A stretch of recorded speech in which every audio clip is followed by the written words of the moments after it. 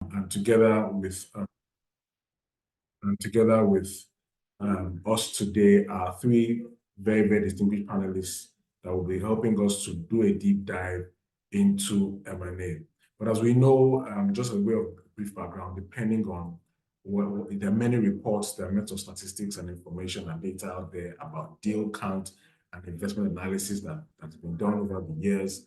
Clearly, we know it's now well established that investments generally across the world and even in Africa are beginning to be on decline. Some have called it a funding drought. Some have called it a funding winter. Some have called it, a downturn in investments. But the factors responsible for that are reeking from the after effects of COVID, still there.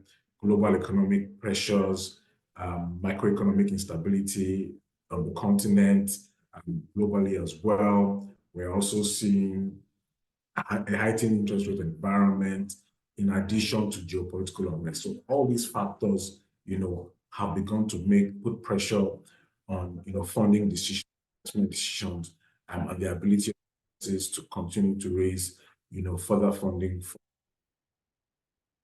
Of course, investors themselves are also becoming more select and choosy in how they deploy their capital, because investors are no longer concerned about head capture and growth. They are also now beginning to get concerned about things like profitability. They want to see traction. They want to see a path, to a return investment. And so these are some of the things some of the factors that have come together to put pressure, on the investment climate. And so businesses have had to now, we've seen lots of news in the last 6 months, in the last 1 year, of tech businesses across the continent, closing down businesses, winding up their businesses, shutting down. We're seeing staff cuts and different sort of symptoms or indications of this pressure. And so we want today to explore M&A activity, because we think, looking at the space, we see that there's some residual value. Is there any residual value in these businesses that can be saved through M&A as a tool? And to help us sort of do this deep dive today are three very, very distinguished panelists. First, I'll just like to introduce Mr. Dotun Olowoporoku. Dotun is the managing partner of Ventures Platform. Ventures Platform is a seed VC with close to $50 million in its portfolio size. He was previously the CCO, Chief Commercial Officer at MoneyPoint. MoneyPoint is a high-tech fintech startup based out of Nigeria. He was also before then a principal at Novastar Ventures, which is a leading post-Series A investment house. He also began his career as a research fellow in Bristol, England, and that research background has informed his approach to investments. In 2012, he founded a successful food delivery platform, and today Dotun hosts Building the Future podcast and influences numerous African startups as an angel investor and board member. We have a lady amongst the panelists, Mrs. Anuoluwapo Balogun. Anu is the partner in charge of Olaniwun Ajayi's mergers and private equity practice. Anu holds a master's degree from University College London, and she has extensive experience in mergers, acquisitions, private equity, venture capital, corporate finance, and capital market transactions. She has successfully led several complex cross-border fund establishments and investments, as well as M&A transactions across various sectors of the Nigerian economy, and was widely admired by clients, industry experts, and colleagues who continue to give global recommendations of activities. She has been described by IFLR 1000 as having a distinct mastery of the law and the ability to break things down for all to understand. Anu, thank you. Last but certainly not the least is Tony Odiba. Tony is the co-founder and is Chief Operating Officer of RiseVest. Before Rise, Tony worked with the National Space Research and Development Agency, NASRA, as a senior research engineer and data analyst. In addition, he worked at IC7 Africa as a consultant and business development analyst, where he helped already established companies and budding startups harness and leverage their data to build viable businesses. Thank you for accepting to be with us today, Tony. So, ladies and gentlemen, I'm really excited, looking forward to hearing the different perspectives that our panelists have. I'm going to turn us over to my colleague, Opeyemi Araromi, who will break the webinar and take us through the session. Opeyemi, over to you. Thank you very much, everyone. Thank you, Mr. Salau. Good morning to our distinguished panelists. Thank you for accepting to be here today. Mr. Dotun Olowoporoku, Mrs. Balogun, and Mr. Tony Odiba, thank you very much. And to our guests, you're welcome to the Technology Innovation and Fintech webinar of Olaniwun Ajayi. My name is Opeyemi Araromi once again. So without further ado, we'll jump right into the questions of the day, and we'll let our speakers go right in. So as Eliad mentioned, looking at the year 2021, 2022, there was a lot of funding. And as at 2023, because of the funding winter, a lot of organizations had either had to close shop or restructure their business. In your opinion, as experts, do you think M&A should even be an option?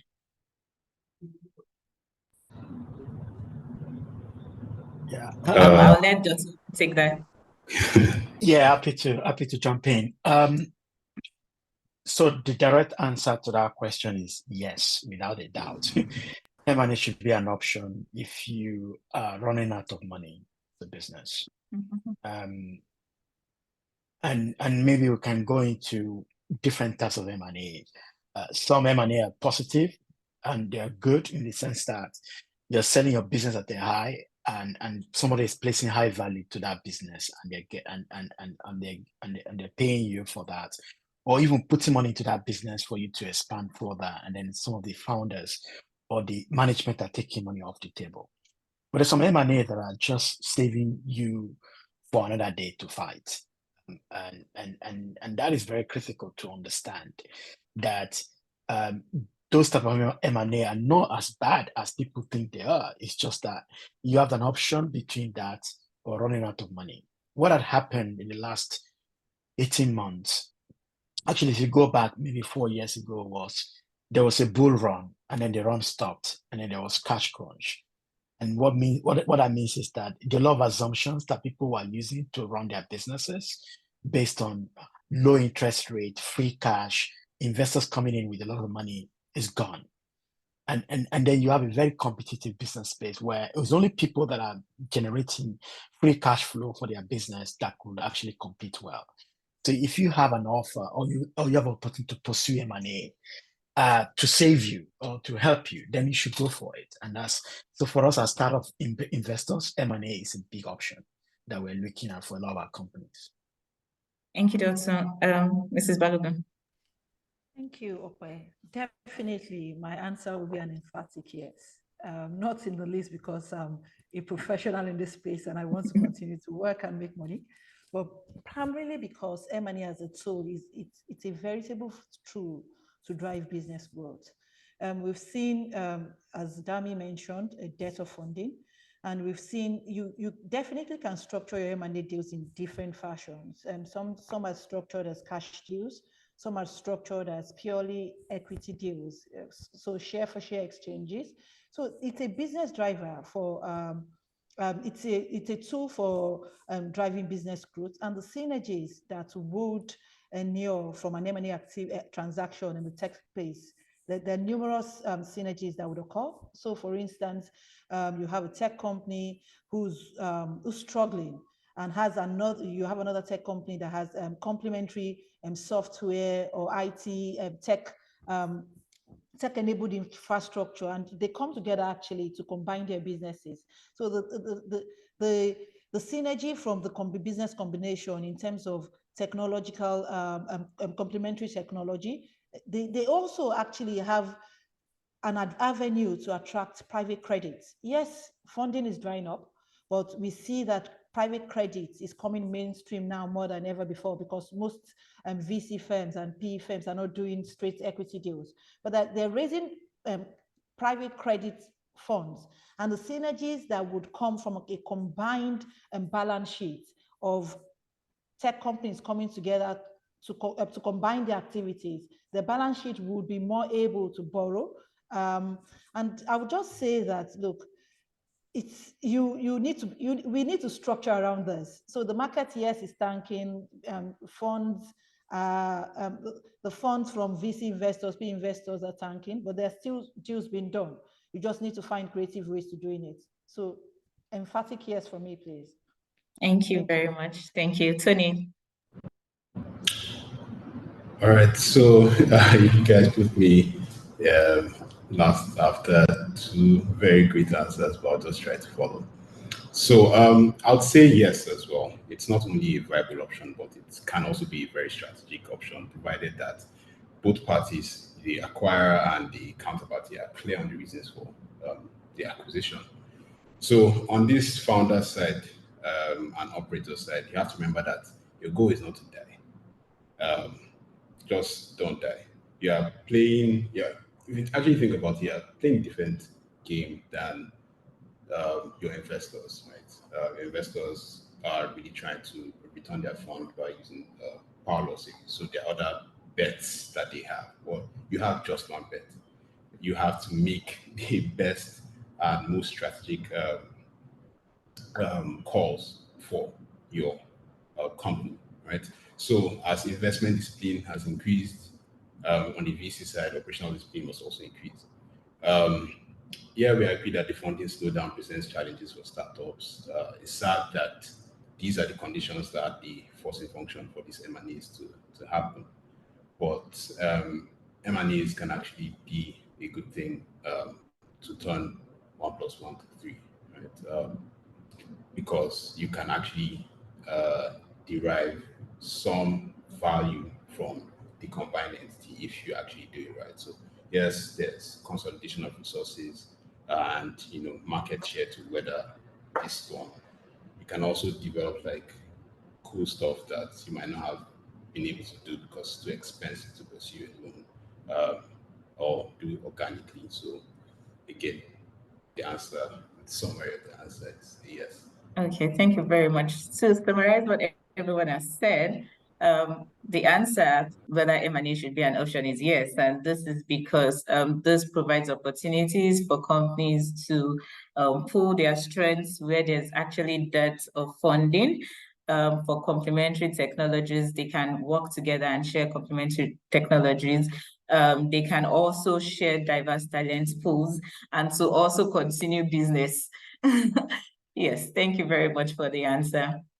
So to the next question, from your point of view as an investor, Dotun, that is you as an investor, Tony has the targets, or probably, yeah, you can also be the investor as well, and counsel to M&A parties, Mrs. Balogun.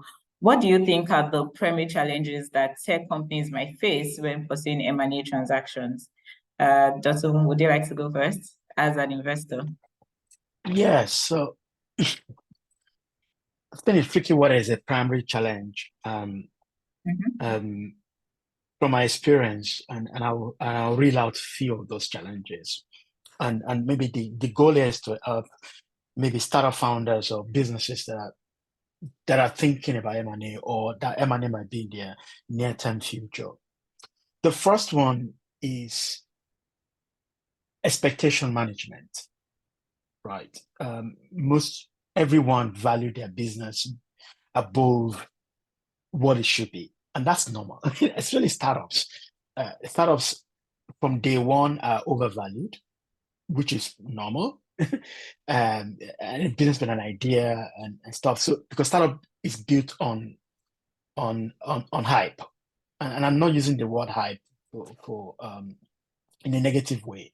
It is actually important. It's an important ingredient of startups that you have to build it on the hype and then live up to that hype over time. So every valuation of the startup that you have, Series A, Series B, seed round, they are all phantom valuation. The most important valuation is the end goal, is the exit valuation.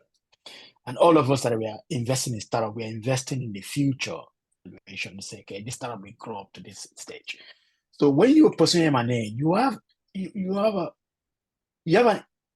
a come to Jesus moment where somebody is putting actual money or value on that business. right? It's not just valuation for fundraise. This I'm buying this for now, whether it is stock or money. Is the person is putting an actual price on it. So you need to curb your enthusiasms, borrowing some words from a TV show. You need to manage your expectation that the person, whether it is a merger, because they have to decouple, and I know can I pause there, merger and acquisition, sometimes we use them interchangeably. If it's an acquisition, actually, that's even real. It's the person saying, I'm going to pay X amount. And it might not be what you think your business is worth. It might actually be less than what you raised money previously. Yeah. So you have to manage it. So that's the first order that a lot of people go through and challenges. They come to Jesus moment, reality check. This is what I think the value of this business is. And now that value is also it's a factor of so many things. It's a factor of the opportunity, how the person sees it, the value that you're bringing to them, a lot of things, the culture, whatever. But that's the first thing. The second challenge, and we can unpack that more later. The second challenge is most startups are not ready for mergers, and rightfully so, because you're not building a public business. There's so many things that is not in place: governance, resolutions. Maybe sometimes it's just you and your founder and your co-founder that is the board members. So many things that Anu and Dami will care about. So committees, blah, blah, all those kind of stuff. You're not ready for it. So you need to then race towards making sure that it's there. There was a story I heard about a company when I wanted to come into Africa. I wanted to buy another business, and they had 3 targets. And they looked at those 3 targets and they ruled out 2, even before even getting to the price.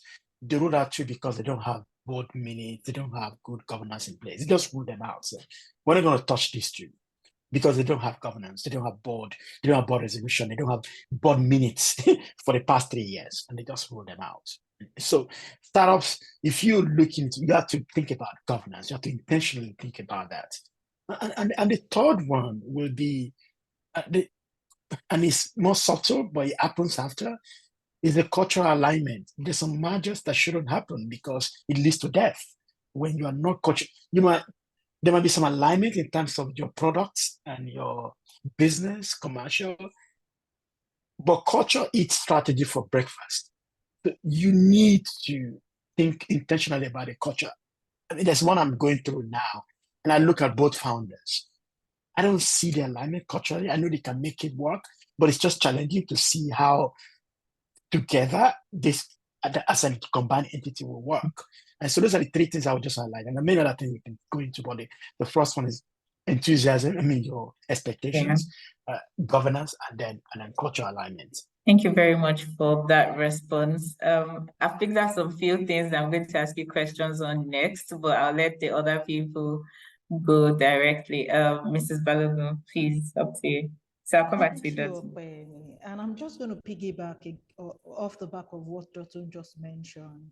He said most founders are not ready for M&A transactions, and he's spot on. As an advisor in this market, and I haven't done this for close to 2 decades, what we often find is that they're not ready. Yeah, and this is not me trying to cast aspersions on them. They're more focused on the technical aspects of the business and business management than they are with preparing the company for M&A transaction. So they're not ready, and they don't, again, let advisors on early on to help them with the readiness process.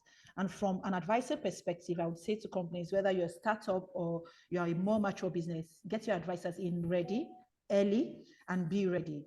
And I'll give an example. A few years ago, I did a transaction, an M&A transaction for a payment service provider who's actually well known and well established in this business. And what they did was, the IP that really drove the platform was still sat in the name of the founder. So, but thankfully, he was smart enough to get advisors on very early on. And when I did a quick check, I said to him, you know what, if you open your books to any investor at this moment, you're going to have a lot of challenges trying to answer the question. So we essentially just came in, did a VDD for him, did the snags, identified the snags and how how to actually address the snags. And that way he was able to save a lot of time. So that would be a primary challenge. And the mitigants for that would be get your advisors early on, let them help you, prepare you for the M&A process so that you don't get bogged down by time and then start complaining to me that, oh, I know it's taking too long, your due diligence is not moving fast enough. If we've done the things that we're supposed to have done, then the due diligence process will move faster. So that's the first one that I would identify, although there are a number of them. The second one will be the proliferation of regulatory authorities from which you will get approvals. And in Nigeria, in the tech space, for instance, they're quite, depending on what kind of company you are and what kind of license you hold, you might need to go to multiple regulators to get approval for your transaction, be it the FCCPC, which is our competition regulator, the CBN, if you hold a license from the CBN, it might even be the MCC. Again, mitigant, I would advise, or I always advocate to my clients that let's start the conversation early. One of the first things I would do as an advisor to you is to let you know what regulatory approvals are required for your transaction. And we can start the conversation early, get the best advisor on your side who knows how to open doors, who knows how to engage the regulators. And once the conversation starts early, the timing issues that most founders find a headache when they're doing an M&A transaction may be greatly mitigated. The third I would say is cost. But again, I would leave Dotun and Tony to talk about cost because they keep bending my head.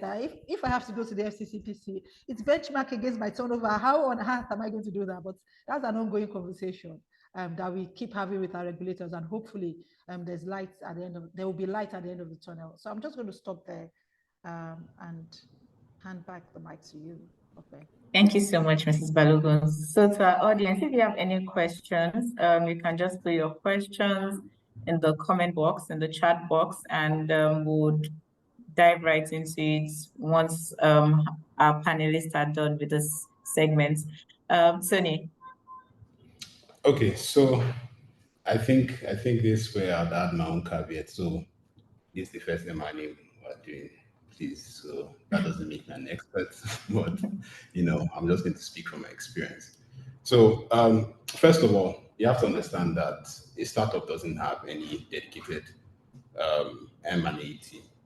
We're not big corporates that have a deal team that has investment bankers and an integration team, two separate teams that are responsible for making sure whatever value they're trying to derive from this acquisition works. You are really left to figure it out on your own. That's why, as Anu said, you have to actually bring on an expert really early, right?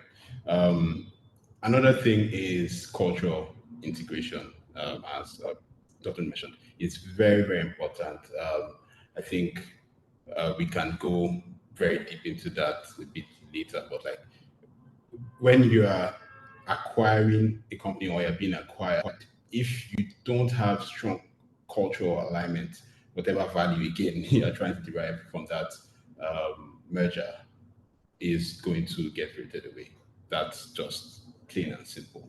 You can use a marriage analogy. If you guys don't, you're trying to form a union, but the underlying values that is meant to solidify that union isn't there, it's not going to last.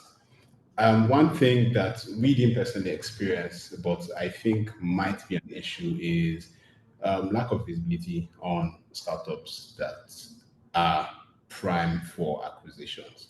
So aside maybe VC-funded companies that are lucky to maybe see their funding or fundraise announcements carried by some of these tech blogs. There are other companies doing stuff, right? That might be good targets for an acquisition, but because no one knows about them, they're just there. In this part of the world, I don't think companies do a lot of corporate marketing. We are just focused on marketing to acquire users. So those are the three things. I'd say it's still a developing market, so there are nascent issues that are just inherent with a market that is developing. There are not a lot of these that are happening right now. So with time, we would see a lot of improvements. Thank you, So, based on what you've said, what do you think in your opinion, what can startups do to mitigate these challenges? You had mentioned that there's usually no dedicated M&A team. Sometimes there could be cultural integration. What do you think startups that are actually looking at merging in the nearest future, what do you think they should do? How can these challenges be mitigated to have an easy flow? So, as I said, make sure that you reach out to a professional early on. You don't know this. You don't even know what you don't know. So, like, you just be flying blind if you are not hiring an expert to actually help oversee this process, right? You might, shake your head at the cost, but that cost is going to save you a lot in the future. So just like buy a couple heads and pay for it. That's number one. Number two, you also have to do, as I mentioned, you have to position yourself strategically to be acquired. You have to develop relationships with people that you. So I think I'm going to piggyback off of what Dotun might have mentioned. I don't think a lot of people build companies with the end in mind, right? Like, why not doing that? You see this in the valuations that they set for themselves and the way they also structure their businesses. If you don't raise a lot of capital and your valuation is low, it gives you a lot more opportunities for an exit, right? At the end of the day, that's why you're trying to build what you're building. I mean, you're giving people the value from the service or product that that they're employing to solve a certain problem for them.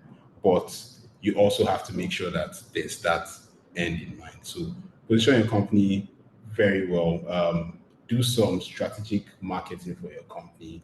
Network with a lot of people that you admire their company, that are further ahead than you, and just make sure that even as you're doing that DD process, you are watching out for what the culture of the company that you're looking to acquire or you're looking to be sold into aligns, so that you can derive the value that you hope to derive from that acquisition venture.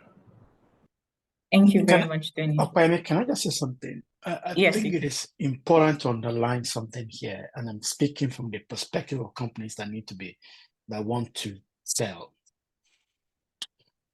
Great startups, or startups actually, not even great, any startup. Startups are not sold, they are always bought.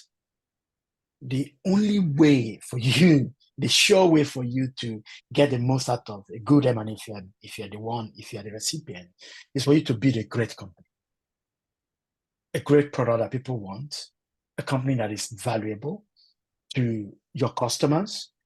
And if you're valuable to your customers and you're making good money, you'll be valuable to a potential target, to a potential person that wants to see you as a target. That is the only way startups are sold. You don't sell it; they're bought. Somebody comes to you. When it comes to the place where you need to sell, okay, that's another conversation to have, where you need to sell because you want to save to fight for another day. Then you can have other things in place, like then focus on other things like governance and all those kind of stuff. But the most important thing you can do to get the best value from M&A is for you to build a great company. And they can go into examples of the ones that we've seen in our portfolio, like Paystack, for example. It was bought. They weren't in the market to sell, but they were bought because they built a great company. And that's an important thing to underline. Yeah. Thank you very much. So I'm still speaking with you to Dotun. You had mentioned earlier that startups should actually manage their expectation and then valuation might differ. So you as an investor, when you're looking at valuation, do you look at valuation as to assets, as to valuation to technologies or to people? I'm just trying to look for a way that some of the challenges you highlighted can be mitigated. For instance, the expectation part. So the question is, how do I value business? Yes. So what do you look out for? I don't know if you remember. Yeah, there's this popular fella song that talks about government magic. You turn blue into right, like just smokes and mirrors. and you turn black into blue.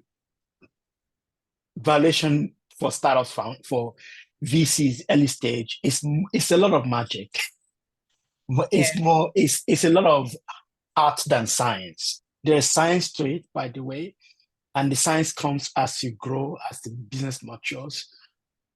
But at the beginning, and that's why a lot of people who are not in the ecosystem, who are not VCs, they get confused and say, how can you say this company is more valuable than Leventis that has been in Nigeria for more than 100 years? How can you say this guy with the tech and whatever, how can you say Flutterwave is more valuable than Union Bank, for example? How can you say that? There are many things that we're looking for. One is at the beginning, there are three things. At the beginning, we'll look at how big can this market be? And the market might be small now, but is it expanding? And the market is very important. The market that the company is going after is very important. And we have to look into the future of that market. Is it a contrasting market or an expanding market? 5 years ago, investing into agent banking business makes a lot of sense because it's expanding and we can see the future that it will to aggregate into merchant acquirer where a lot of people will not be withdrawing cash, but they'll be paying using the POS. Today, investing into agent banking on its own doesn't make sense in Nigeria because the market is contrasting, right? So that's very important. The second thing is the product. Is the product fit for that market? And that's where the technology comes in, the innovation comes in. Are they building a great product that can quickly take advantage of that market faster than anyone else? And that's quite key. And the grading of that product will determine what's the value that we put into that business. The third one, which is where the magic is the team. Okay, the team. I look at the team.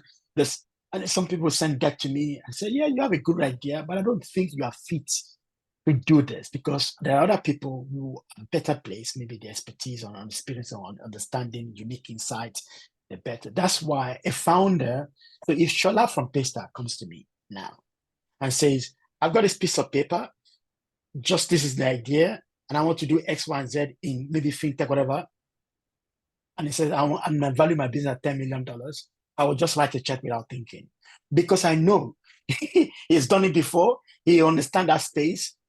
He doesn't have to even start something before I write him a check because and he can build a team. And that's very important. So for VCs like us, we don't look at the beginning, we don't look at us multiples or whatever stuff. We look at those things. And then over time, the maths come in. So, and that's where when you are now selling your business, the maths override the art. And that's why you need to then, because we were giving you some valuation that might not match what Tony might want to buy your business for at our stage. And that's where it is important to marry the maths and the art. But for me, I looked at those three things: team, product, and the market. Thank you very much for that. Thank you. Mrs. Balogun, so you had mentioned that some of the issues that tech companies might encounter is as to the cost and timeline for approvals. Is there anything that can be done to mitigate this particular challenge? Yes, indeed there is. And I would say start early. You don't go to the markets in one day. More often than not, what you find founders doing is coming to you when they've sat down with the counterparty and say, Anu, you know what, I just want you to draft the SPA and give it to me in a day. I want to close this transaction in one day. And then we then start and say, well, you know what, is the VDL set up? Is this done? So start early. I can't, if there's anything that any founder should take away from here today, is that you need to start early and get the right advisors in the room. So do your spade work first, your governance issues, get it fixed. And those things, most founders think it costs a lot or it's just a royal pain in the neck. Yes, it might be a pain somewhat, but if you do the spade work, you would definitely breathe easier further down the line. So for me, timing, maybe if you start early, I gave the example of the company that we had to do the IP issue. We had to ensure that the company had the rights to use the IP. We had drafted license agreements and ensured that everything was done. I've done numerous transactions in this market where the founders didn't do anything. They didn't do any of that. And it just came one day and said, Anu, well, I've done this. can you please put together an SPA and I want to close tomorrow? And I said, well, yes, I can put together an SPA overnight, but you would need to ensure that the counterparty on the other side would ask you for X, Y, Z. And we've not adequately prepared for this enough. So start early. I would drop that in. Ensure that your governance is checked. If possible, get your advisors to do a DD check on you internally. We have what's called the vendor due diligence. You have that already. You know where the pain points are, and you are able to at least have addressed the issues or have answers to the questions that the potential buyer may be asking you is another thing. Another thing that I would say on timing will be the fact that get an advisor with no road. You might have some advisors that say, well, I can do this for you. I know the FCCPC. But when you then get there, they don't have a clue as to what needs to be done. But if you go with an advisor that already has done this repeatedly, you have a leverage. They're better able to explain to the regulators what it is that you're trying to do, and better able to get your approvals in good time for you. So I would just stop there. There are a number of things that can be done, but for Dotun and Tony, and other people who may be listening to us today, I would say start early and get the right advisors in the room. They will save you a lot of stress further down the line. Thank you very much, Ma. Thank you very much. So I've been able to pin out some few points, which I'm just going to say. So you as a tech startup, when you have an idea that eventually you are looking at starting a great business, it's advisable to start early, position your company adequately, have due corporate governance in place, have your resolutions checked, reach out to experts as soon as you know that this is about to happen. And then, for your valuation as well, get the right experts in place to get things done on your behalf. So far, we have a few questions already in the chat box, but if you also have any question, please put your questions in the chat box and we'll come right to it right after. So now, right now, I'll go to Tony. Tony, so I know that RiseVest had to, merge or acquire Chaka at some points here. What were the key factors in place, when you decided to consider M&A? All right, so it's a bit of an interesting story. So for Rise, our mission has always been that we want to provide the best wealth creating opportunities for our users so that they can live well, retire well, achieve their financial goals. The tool that we chose to achieve that or help them achieve that was an app that provides them access to those long-term investment opportunities. But the operative thing there was we wanted it to be a managed approach, because when we started, we realized that financial literacy for the markets that we're trying to serve wasn't really there like that. So people, most of the interactions they had in terms of like managing their finances and stuff was either their banks and thankfully PiggyVest at the time. So we chose the managed approach. Right around the same time, we had other startups like Chaka doing the self-directed approach. In fact, we had been asked by a couple of our users why wouldn't we start offering users a platform to actually purchase these fractional shares themselves. We thought about it, but we felt it would just be a distraction, so we just had to focus on what we're doing. And when the opportunity came, when Tosin actually reached out to AK and we had a discussion internally, we were like, this is something that we have been trying to do. So why not, bring them into the fold? There's a lot to be gained by doing that, right? We can stay on mission, but still provide users that want to, purchase these fractional shares themselves the avenue to do that. So what we knew would happen is if we have a combined entity of self-directed and managed, we can upsell users on, people on Chaka, the managed approach if they want, people on Rise, the self-directed option if they want. We could also leverage the respective licenses that we had to expand to other markets. We also felt on our end that there are some user experience product chops that we had built over time that were transferable to the tracker side to make the product a lot more better. And lastly, we also felt like there was leverage if we were, negotiating some deals with certain providers to improve our unit economics. So that was the rationale, that was the thinking around that we had rather when we were thinking about the acquisition. Thank you very much for that. You had mentioned one of the things you mentioned is because of the complementary technologies and licenses, you figured that, it was worth the while to actually have Rise and Chaka do business. So these are some of the considerations for people that would actually like to merge, to think about, can they share technology? Can they share employees, diverse talent pools, and all of that? Yes, thank you very much. So I'll go right about now to Dotun.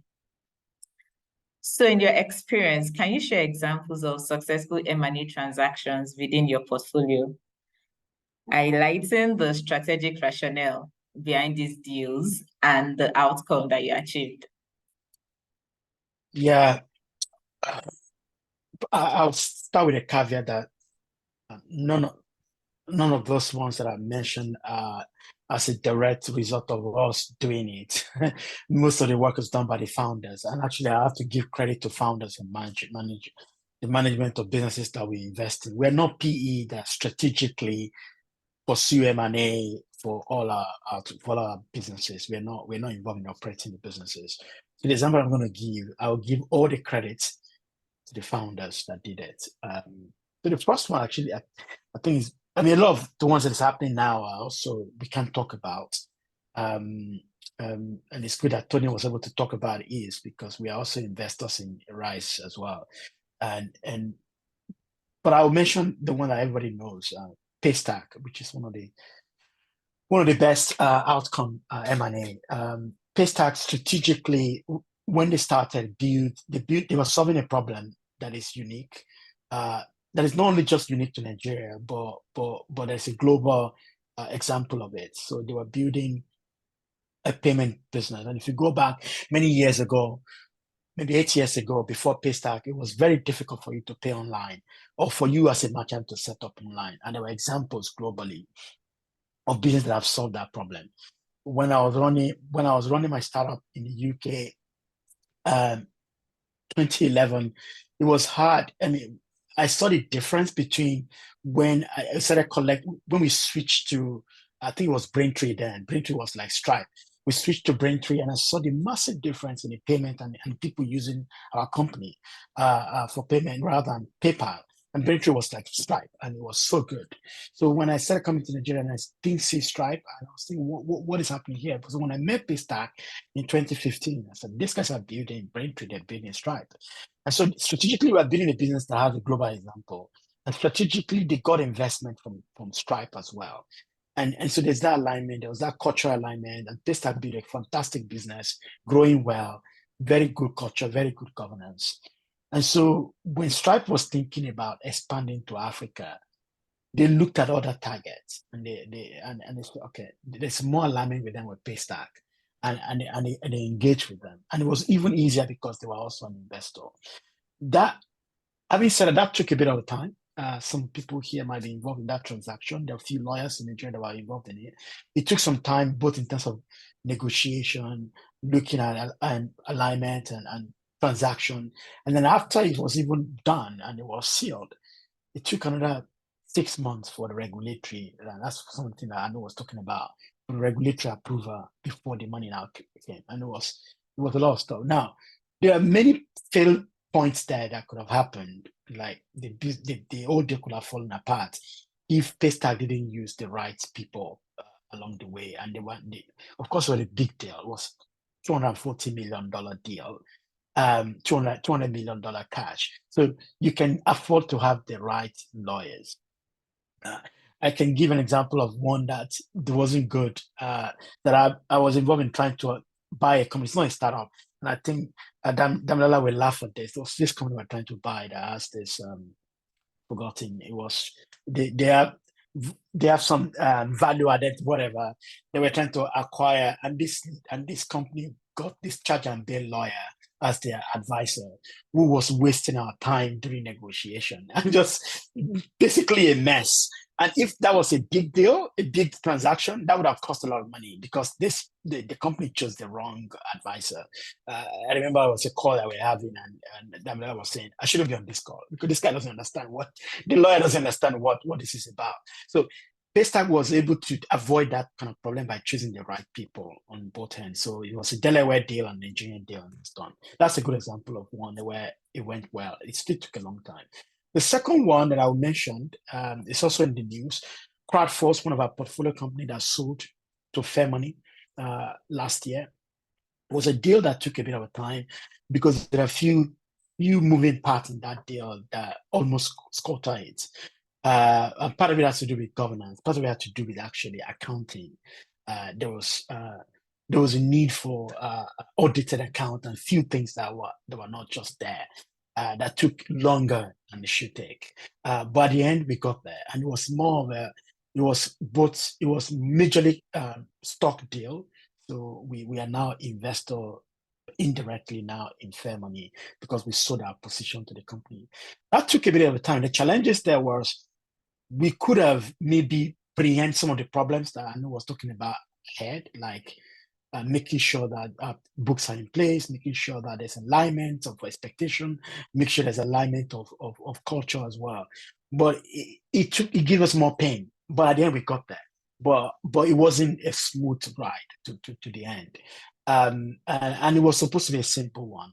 But at the end, we got there. So the lesson there for me, doing this now more, is if I see that there's a company that needs to be sold or that needs to go through this painful M&A, we need to step back and say, what are the key things that the acquirer or the other margin, the senior merger associate or counterparty, what do they care about? And ask that from the beginning. So what do you care about? Do you care about audited account? Do you care about minutes? Do you care about let's agree and let's talk about what we don't have and what you have and what we need to do before we start going to spend a lot of money and time and lawyers' time into this. Once we clear that, then we can go into the, and that's the lesson for me now that I will take it. I'm taking into any other transaction I'm doing like that. You're muted. Thank you very much. We've been able to learn from your experience. So right about now, I'll go to Hanu and ask her. We've heard from a tech startup company. We've heard from an investor. As counsel representing either the target or the investor, what regulatory and other considerations should those companies be mindful of when they're engaging in M&A transactions? Thanks a lot, Opayebi. Some of the considerations I think I alluded to when I was answering your previous questions. So you need to think about the proliferation of regulatory approvals that you might need to get and start the conversation early. So for instance, depending on the deal you're entering into, if you have the company is a licensee of the CBN, you probably would require CBN approval. You would require CBN approval to be able to undertake the transaction, depending on what's the percentage equity deal. If it's an equity deal, especially what you're trying to do, you need to be aware that you're licensed. Some people have come to me to say, you know what, we want to sell a license. Is it possible? Licenses, usually CBN licenses are not transferable. So you need to ensure that you obviously understand the regulatory terrain and the regulators that you would be dealing with. If you're a more mature company and your turnover is in the band of the hundreds of millions, and what you're doing is a majority deal, majority acquisition deal, or a change of that would trigger a change of control, you need to worry about the FCCPC and ensure that you apply for the approval. I've had founders, target companies say to me, you know what's the risk? I don't want to go. The risk really is that if the FCCPC gets wind of your deal, they can unwind the deal, and the penalties that you will be paying will be benchmarked against your turnover. So the cost savings that you're trying to get upfront may further down the line put you in trouble if you don't get the relevant regulatory approvals. Now, apart from the regulators, is the one major legal concern that most companies, investor founders usually would have is the legal DD. What should I be focused on?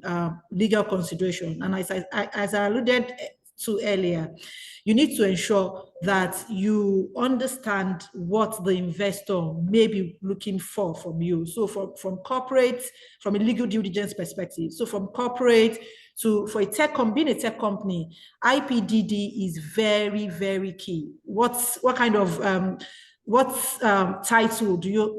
the company who's purporting to sell the business have to the IP? Is the IP in the name of the founder? Is it in the name of the company? Sometimes you even find transactions where the company, because the founder developed the technology, the company just continues to carry on and use the technology without any legal basis. So you need to think about that. So you also need to worry about, for instance, tax considerations for your transactions that you're doing. What kind of taxes will be applicable to the transaction? From the point of view of an investor, and I know that most tech companies are sold in multiples of their $1 billion or $1 million deals. Once you sell, you need to be aware that CGT is now applicable, especially if you're doing a share deal. You now need to pay CGT to the tax authorities. Now, from a legal due diligence perspective, again, as a tech company, there are data privacy issues. Is your company actually compliant, especially if the company is a data controller that aggregates data from different consumers? Are you compliant with the NDPC? NPDR? Yes. Are you compliant with the regulations? And these are the kind of things that your investors, if you're the target company, would ask you, quite frankly. So you need to keep looking at all of this and trying as much as possible to ensure that you get the questions answered, pre-answered, before you get into the DD phase. Essentially. Thank you very much, ma'am. So I'm still going to ask further questions. So you had mentioned, when you were speaking, you had spoken about legal due diligence, things to look out for. I noticed that you had mentioned regulatory issues and IP, whether IP has been transferred from the founder to the company, like what are the bases. You had also mentioned issues like tax, data protection, and I just wanted to ask, in your opinion, do you think that material contracts, assets, particularly the IT, the open source software, are issues that tech companies should also look out for during transfer, particularly because it's a tech company? I'm of the opinion that IT issues are one of the things that should be looked at. Yeah, so I just wanted to know your thoughts on that. Definitely. So from an IP due diligence is an animal on its own. So for most tech companies going through an acquisition process, there definitely will be the IP and tech due diligence. So things like open source issues, proprietary issues, all of that. Usually what you find is that the investor gets a dedicated tech advisor to do IP due diligence, checking through to see open source and proprietary source, whether the company does have rights to use the softwares or the technological infrastructure. Now, beyond that, and the due diligence checklist, I must say to you that it's not just tax, it's not just IP, it's actually very extensive. So from corporate to things like material contracts, what sort of funding does the company currently benefit from? And have you looked at the agreement? There's a need to look at the agreement to see whether there are any change of control provisions. God forbid that you do a deal. The company has gotten funding from a bank, for instance, that precludes an M&A deal or that requires consent. If you do a deal in breach of those provisions, technically, there's a possibility that the loan will be accelerated, and that may not be good for the company, or the company will be in default. So definitely material contracts will need to be looked at to see whether there are any change of control provisions in there, to also see whether the M&A deal will lead to termination in one form or the other. And if it would, the best practice is to approach the counterparty to this agreement to check, to get consent to do the deal. Litigation is also very, very important. I'm aware of, I've tried to do deals before where the technology itself was subject to litigation. But there are ways around it. The fact that there's litigation does not in itself raise red flag that would preclude the deal. How is the company managing the litigation portfolio? What are the claims? What is the likelihood of success? All of this needs to be put into consideration. But with the right advisor, though, like I keep saying, you would be able to navigate this issue and you would be able to successfully close your deal. Thank you very much. If the price is right, there is. If the price is right. Thank you very much. Thank you very much, Anu. I'm just going to highlight some of the key points you had mentioned. So you had mentioned that during legal due diligence, tech startups should look out for the IP, as the IP being transferred from the founder to the company. The IT, open source software. It doesn't necessarily need to be transferred. It may be, some arrangements are license arrangements. So the founder may decide that I want to keep the IP, it's my property. But there should be a legal basis upon which the company in question is using the IP. So it may be a license arrangement between the founder and the company. So I just wanted to... All right, thank you very much. So some other issues that you had highlighted is material contracts. So for instance, where it is licensing, there has to be a licensing agreement, the assets of the company, regulatory compliance, which is one of the things that we had, highlighted a lot, governance. Do we have minutes? Do we have meetings? Are there things in place, the historicals of the company, such that you're actually buying a company that maybe after the merger and the acquisition, you won't have a situation where the license is now being revoked by the regulator subsequent post-closing, and then it will probably be a loss. So these are some of the issues that startups should look out for prior to conducting M&A and also during M&A as well. So right now I'll go to Tony. Sorry, before you go to Tony, can I ask a question? Okay. I want to ask Anu a question. There's something she said there. I think she's the expert here in terms of lawyer. About this FCPC, I think the FCPC approval. Do you need it for every M&A in Nigeria or acquisition? And then secondly, if there's a situation where you're only buying a piece, some of the maybe like not the asset of a company, but it's the core asset, and maybe the customer base black book, and you're buying it. And then the company itself, as a shell, maybe with the website or some other asset, might likely just go away and die. But you're only buying that.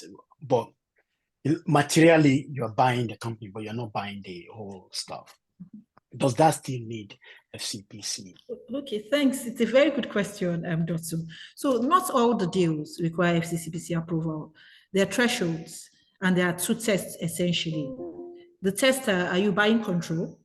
And does the company, the target and the acquirer meet the relevant turnover requirements? So control is defined in different ways under the FCCPA. It could mean purchase of 51% plus of the equity stake in the company. It could also mean purchase of assets. And I'll go to your last question later. Purchase of assets also would sometimes qualify as buying control. But beyond that is also the things that people don't pay particular attention to.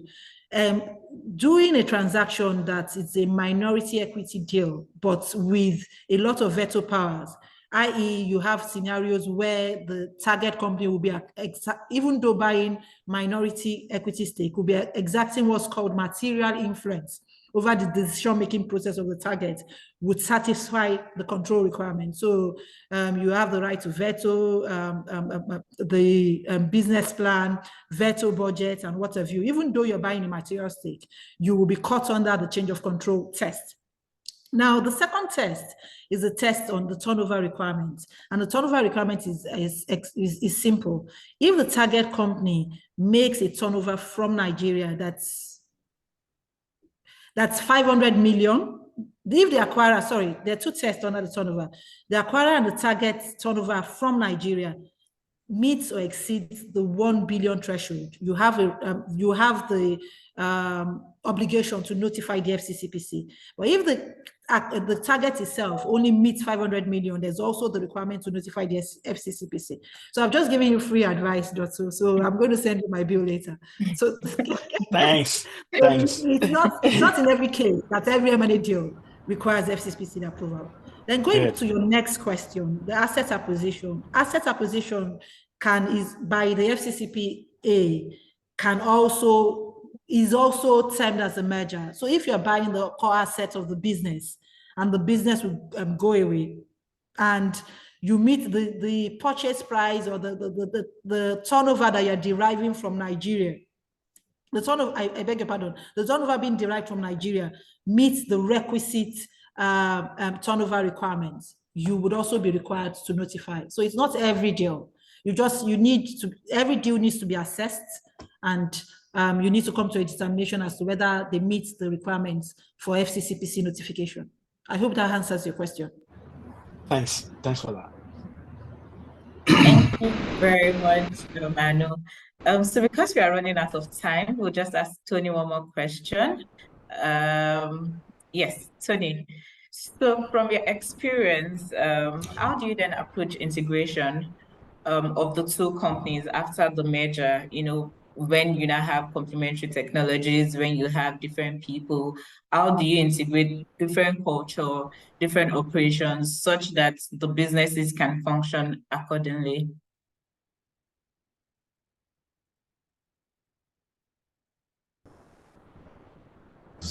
Things to tell you that it's hard to pass how an acquisition has gone, but because of various reasons, like maybe poor strategic fit or poor integration, right? So those are mainly the issues that might not make an acquisition derive the value that it's meant to derive. So what that means is a good integration can make a bad deal better, but a bad integration can actually kill any value they are hoping to derive from that said integration. So obviously that means that integration matters a lot, and it actually should start after the LOI has been sent, the letter of intent, right? So when you guys commence your DD phase, because remember, the key thing they are trying to look for when you're doing the DD process comes down to the purpose for why you're undertaking that process in the first place. You want to validate some assumptions. You also want to be able to prepare the team for the integration activities.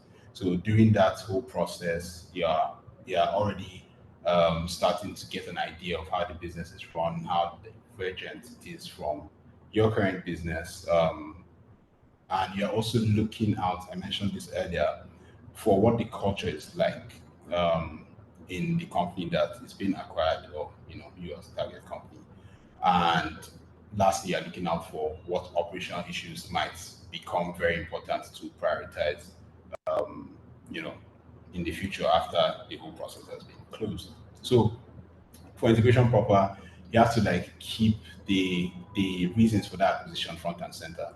That would inform to a large extent what the integration will look like. So are you really trying to do an acqui-hire? Is it a partial integration? Are they actually trying to acquire just the tech, like Anu mentioned? And then you're going to actually look at how you're going to run the acquired company. Is it going to run as just like a unit under the acquired entity? So if you have answered all these questions and you're satisfied with the answers, or you have access of these questions and you're satisfied with the answers, you have to start engaging the team that you're acquiring. you understand, because you need to set the expectations for what a successful integration should look like. You need their buy-in, because in most cases, the management team is still going to be running that aspect of the business. Yeah. So you actually need the buy-in from that team, and you need them to cascade that down to the other team members that they will be managing, right? So you're really just going in there as quickly as possible, trying to forge like proper relationships with the people that you're looking to acquire. Culture is very important. I mentioned that, I don't think I can overstate it. Also, we're lucky, these are people that had been speaking, they share values already, and so it was sort of easy for us to make that happen. So in our case, we both are relatively small companies in terms of size. So what that meant is the surface area of things that I'd imagine that we had to cover wouldn't be as much as a very huge company. So things weren't overly complex, and also we had the right people. And also, so our user class are sort of similar in terms of the goal that they're trying to achieve. They want to manage and grow their wealth through investments, but they are differentiated enough in terms of what they want to use each product for. So that also helped inform how we structured the integration. So Yeah. I think the last thing is that you just have to remember that integration is about merging systems and people. People are going to run the system, so you need to forge proper. It's like a human thing. You need to forge that relationship, that connection, to make sure you have that buy-in, so that they can run your systems effectively, so that the integration will actually work. Thank you very much, Tony. Thank you so much. So because we are running out of time, we are meant to take the closing question, but I would let my colleague, Olufolaji, take the Q&A questions. Thank you very much for your time. Jimmy, over to you. Thank you, Ope. Thank you once again to panelists for your insightful contribution to the topic. There are two questions here. The first from Joe Inyot, asking, considering that engaging competent advisors typically comes at a financial cost, and for most startups, access to funding is a huge challenge. How can startups, especially those at seed stage, investigate these costs? Would any of the panelists like to? Yeah, I can go. I know we're talking about M&A here, but M&A is not for everyone, and you shouldn't be spending your time trying to optimize for it at some stage of your business. If you're at seed stage, focus on getting product market fit, focus on building a valuable business. Like I said, startups are not sold, they are bought. You shouldn't be spending your time trying to pay out to do M&A for you, except you want to fire sale, right? You shouldn't be doing that. You should spend the 12 hours of your day trying to figure out how to grow the business as a seed company. However, when you have maybe you are a target or someone's coming for you, then you can then start thinking about working with a very good advisors. But seed stage companies shouldn't be spending more than 2 minutes thinking about M&A. Thank you very much, Dotun. The second question is, can you talk about deferred consideration in M&A transactions and how it works? I believe this would be for Mrs. Balogun. Yeah. Thanks, Jimmy. So there are a number of deferred consideration methodologies in M&A transaction. It may be that parties are willing to get what's it called? There's a cash deal at transaction close, and then there is a payment, a deferred consideration further down the line, i.e. parties decide that, look, right now there's a cash crunch, I will pay you X at the closing of the deal. Then maybe at the second, third, or fourth anniversaries, I will pay you defined consideration, all forming part of the total consideration price further down the line. That's the easiest to deal with, to be honest. Now, that's what's also we refer to as the NL payments. And NL payments are payments that are tied to the future future and profitability of the business. So parties agree on the one that, look, a transaction close, I'll pay you maybe X $1 million for this transaction. But because we have valuation issues, I think that my business is worth $2 billion. You've offered me $1 million. But I want to be able to recoup the value of the excess, what I think is the excess, well, the $1 million further down the line. We can build in NL provisions into the SPA such that the payment will be tied to future profitability of the deals. And there's a way to do this. There's a method or a science to this. Parties will sit down and work out the formula. What are the earnout metrics, for instance? How often will the earnout be paid? And if you're acting as an advisor on the deal, you need to think through the fact that if, for instance, you're acting for the target or the seller of the business, how does the seller get information about the business, especially if it was a total exit for the seller, to ensure that when the earnout metrics are met, the purchaser and the business drivers at the time, at each point in time, pay out the earnout, make possible the earnout payment. So that's one thing. But I should say that earnout provisions, we see increasingly that earnout payment mechanisms are being included, but it's very key. It requires careful drafting. The metrics need to be considered and properly documented. And parties also, the advisors also should ensure that they make clear what the earnout metrics are in the documents. Because more often than not, when it's time to pay out, and then we start hearing disputes as to, oh, what does this mean? What does the formula, it wasn't supposed to work like this. And especially if the seller has finally exited the business, you find that he might not even have a stake.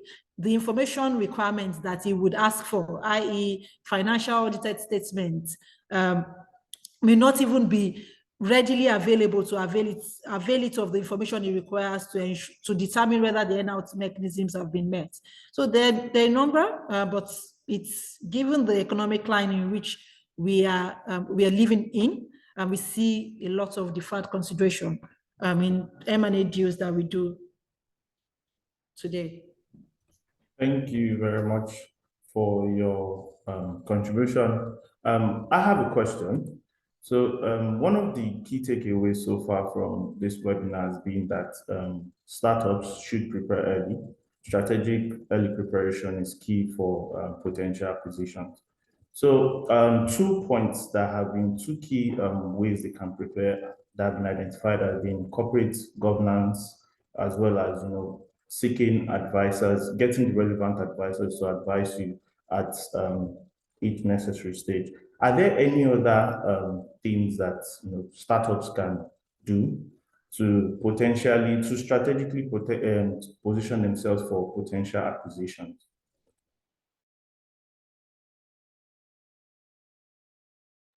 So I would say yes.